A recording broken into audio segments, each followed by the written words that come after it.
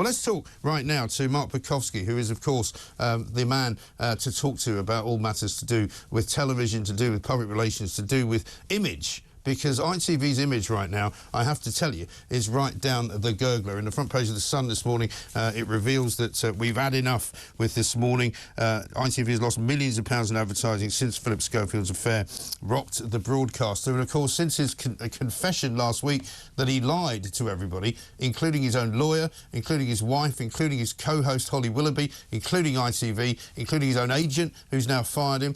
He says he lied to the Daily Mail as well. He's come out this morning all guns blazing, basically attacking the people attacking him, saying they've got a grudge against him. It's quite extraordinary what is going on. Mark Borkowski is here. Mark, a very good morning to you. Morning, Mike. This is turning into a better soap opera than anything they've ever put on TV. But isn't that the case? Well, in any media organisation, possibly in any other industry, the story that goes on in the underbelly of a business is always more interesting than actually what is put out on the screen in this occasion. And referring to that statement that he's put out on his Instagram feed, what a disaster. I bet you ITV are holding their heads. I know. How can anybody who has declared with the most extraordinary showbiz mea culpa I've ever seen, and I suspect you've ever seen. Yeah, exactly right. He's taken the full blame for it. Yeah. I lied to everybody, and I know from talking to folk inside this just how shocked that they were about this revelation, which obviously was on a Friday at the sort of 4 o'clock in the afternoon. Yeah. The only reason doing that because the truck was coming. But, if you are someone who has lost the trust of everybody, putting out a statement like that just keeps the story running. Yes. And everybody is descending on it saying, well, of course you're going to say that. Of course you're going to say that. And of course he does say that because it's akin to looking for a gas leak with a lit match. But I've been involved, as you have, in this business, this game, whatever you want to call it, for a long time. And there's definitely a period where when somebody important leaves a job that they thought was very important, it takes them a while to get to terms with it, doesn't it? And they go through various different stages of, sort of grief, anger, blame. He's currently right at the beginning of it, so there's more to come from him. But you're right. I was stuck in a traffic jam trying to get to Sussex on Friday afternoon. When I finally got there, had a look at the old news feed, and there it was, as you say, the biggest mea culpa I think I've ever seen, where he told everybody that he'd lied to everybody. But the first thought I had there was that he's trying to give them a way out, because, we're asking the question this morning, is it actually even conceivable that all of these people who say, oh, he lied to us, didn't know?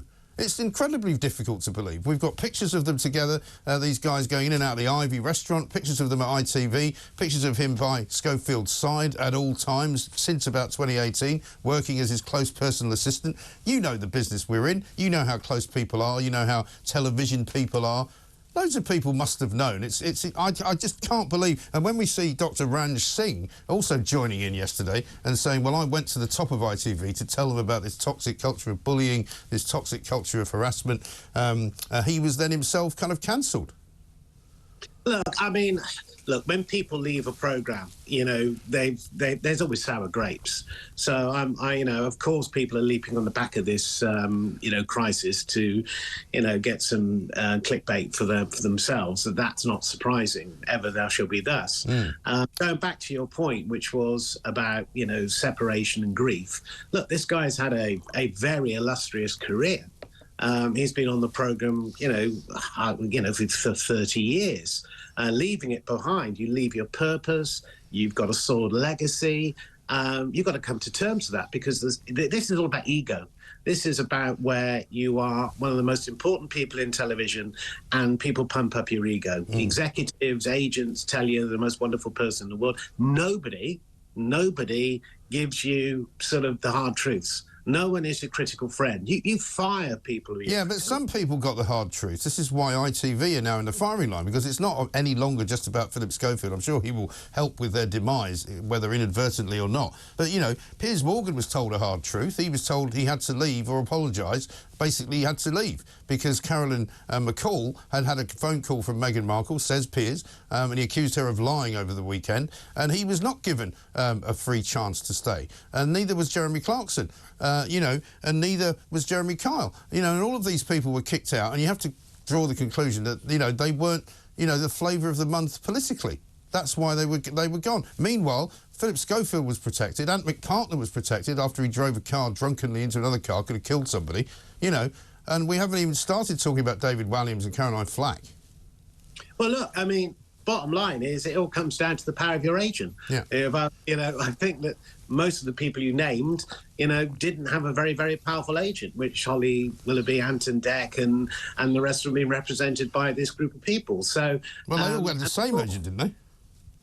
Exactly, that's my point. The point is that they've got a very powerful agent. Some of the other people involved. Look, people could, you know, television has a remarkable power to respawn, but they're not going to be able to respawn while this chaos is still continuing, and it hasn't abated. I must admit, I am very surprised. The ITV. I mean, I watched this morning. You know, this morning. And how was it? It was quite interesting because they sort of addressed it. Yeah. They were trying to make it joking, carried on business as normal, because that's what they've got to do. Yeah. But they can't, though. But this is the problem. It's too far gone now. I mean, they tried out with Alison Hammond last week when they went on and on about Phillip Schofield, the greatest live broadcaster the world has ever known. And I sort of said afterwards on Plank of the Week, and of course that's why he's gone. Because he's so brilliant. You know, this morning he says it's all about a handful of people with a grudge against him. Who do you think he means by that? Well, I think we know. Do you want to name them? I mean, you know... Well, no, I'm not sure. Who does he think? You know, Ranch Singh. I mean, there's a whole pile of people who feel, Piers himself, who feel hard done by in varying degrees. Look, the fact of the matter is that people can go on if they're good and, you know, sort of manage and get beta breaks. I mean, you could argue Piers has done a lot better than getting up. Well, Piers Morgan tweeted yesterday that he's not at all bitter about leaving ITV, but he's also going to tell the truth about how it happened, what happened, and how Caroline McCall was singularly responsible for making that decision. And it would appear that she is singularly also responsible for halving the share price of ITV and for the state they're in this morning, where Arnold Clark, the motor dealer, is saying we're not going to renew our sponsorship. That starts to get expensive for them. Well, look, I mean, I think the Arnold Clark deal was coming to an end in any case. It's bad timing, but they clearly... Instead, with your finest PR hat on. Well done. A lot of people will. A lot of people have enough. And listen, Caroline McCall sits at the top of the tree. She is the most senior head. She has to be responsible to shareholders. Yeah. She has to be on to analysts and whatever. It's very, very uncomfortable for her. And I think that... Well, so it should be. And it's not going to be junior heads that roll on if it does. The problem, Mike, is this story hasn't finished. Yes. I suspect, and I don't know, because I'm reacting to, you know, the gossip and the rumour mill, which a lot of people have, driven by, you know, social media, particularly Twitter. Yes. If you go on to TikTok, which is completely libelous in terms of his accusations that is purporting to be, very difficult for a big channel like this. And in some ways, it's very reminiscent of the royal family dealing with, you know, the Harry and Meghan thing. Yeah. You know, they're trying to say as little as possible. And I guess that's what you've got to do, because there could be some serious legal implications down the track if this thing does not diminish. Yes. Well, it's very interesting, isn't it, watching? It's very interesting, though, watching who's saying what and who's saying nothing. I mean, Holly Willoughby has only issued one statement, which is that she was very disappointed to find out that Philip lied to her. She's now off for an extended period of half-term, which could last until Christmas, as far as I know. We've now got people like Adil Ray, who literally tweets about the opening of a can of beans, who hasn't tweeted anything about ITV at all, and has only tweeted once in the last 9 days about Aston Villa going into Europe. And you start going, there's a lot of people twitching over this, and this is going to be great fun to watch. But for the people of Britain, they deserve to have a decent commercial broadcaster, surely, that is not run by complete and utter sort of cover-up and maniac. Look, I mean, you know, for many Villa fans, that's probably the best news they've heard in years. So I can imagine how... Don't worry, you won't be in there. You won't be there for long. No, true. But the bottom line for this is that it's not going away, and there's more being stirred up. And I guess there's a three-line whip on everybody to stay stum. Yeah. They'll need to have a clear week away from this to really gather their thoughts.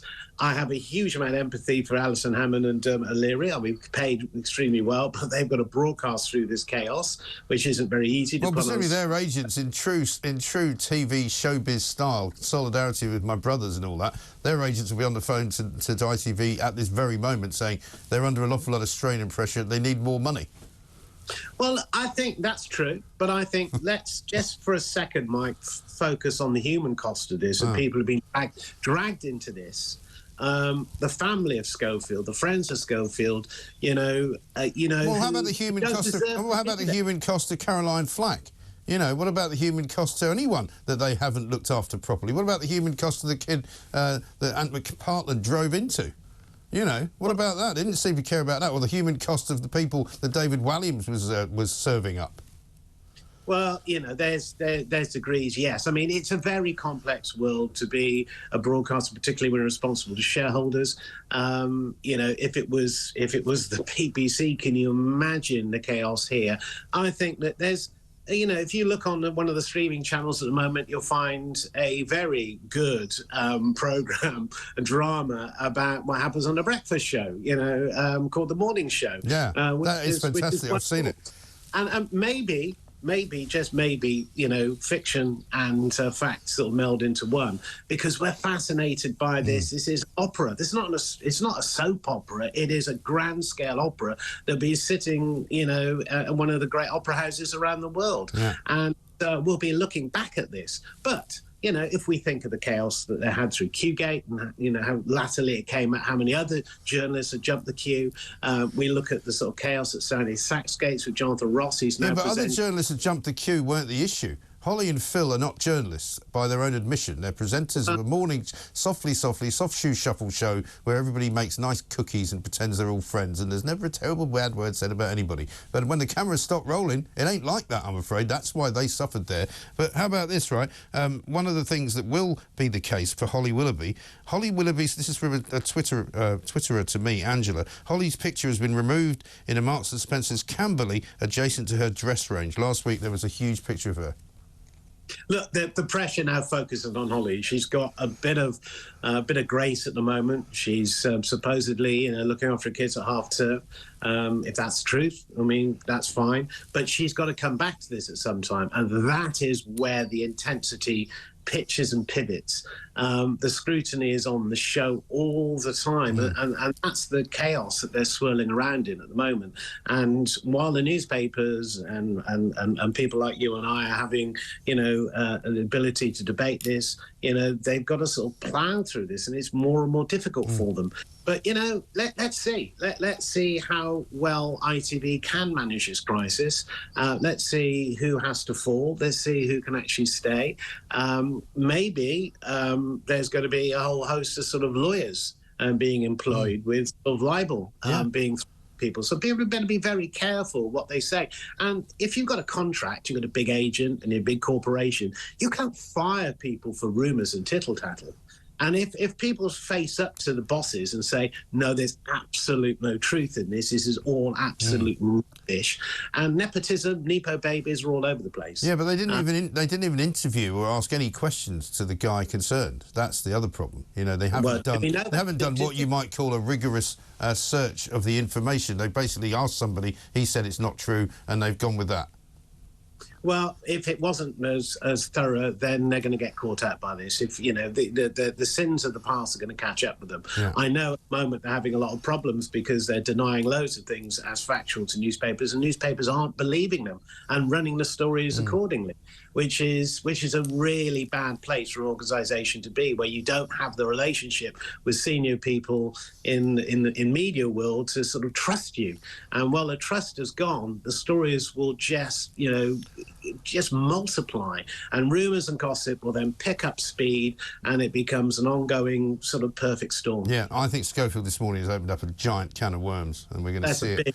and we're going to see it. So I think we might have you on again before the end of the week, because there's going to be some stuff flying around. I nearly said a bad word there. Listen, great to talk to you. Thank you, Mark Borkowski there, PR guru. This is a massive storm. And I know there are still some of you out there who think this is not a big story. Some of you out there still think this is not a big deal. Let me tell you, it's a massive deal, because it's all about trust in the media. It's all about how the media represents you and how they present things to you. Because at the end of the day, if you have an organisation that's gone woke, they ain't telling the truth. They're telling you what they want their truth to be, and they want your truth to be. And that's why this is important.